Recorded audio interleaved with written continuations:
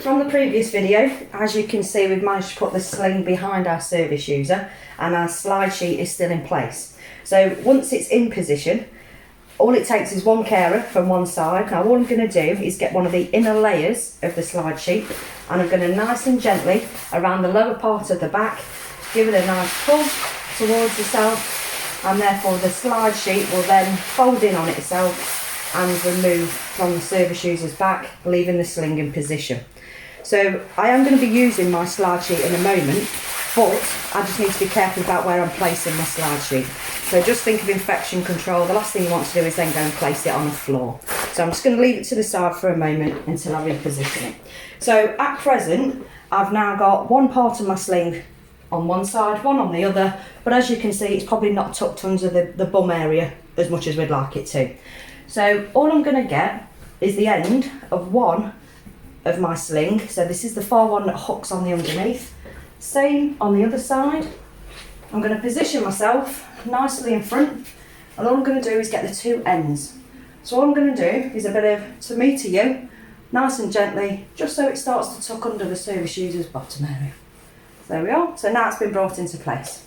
So then I'm going to get my slide sheet.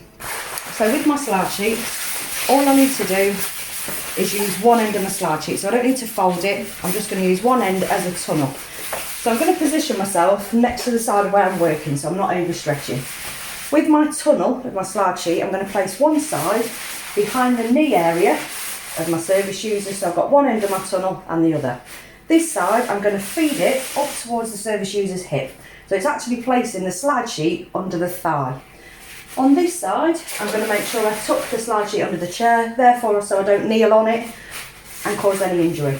I'm then going to place my hand through one side of the tunnel, behind the back of the neck, so therefore it comes out on this side. I'm then going to pick up my sling and place it into my slide sheet. So I've got one slide sheet on the top, I've got another slide sheet underneath. Now the ends that I'll be grabbing, I'm going to make sure that I'm just tipping it behind the knee, and I've actually flicked through the straps through to the other side. Now with this part of the sling, I need to turn my hand backwards because I'm going to feed it under the knee. At the same time, there's a slide sheet on the top and underneath. I also want to position myself, so therefore I'm not going to cause an injury to my back, so I've got a good stable base of support. I'm turning my hand backwards, and as I feed it through, I'm going to bring it round at the top end, as if I'm swinging it up towards the shoulder. Once my slide sheet is through, my sling's in position, I can then re-pull my slide sheet under the knee, therefore taking it out on the top, leaving my sling into position, ready to hook into place. Okay.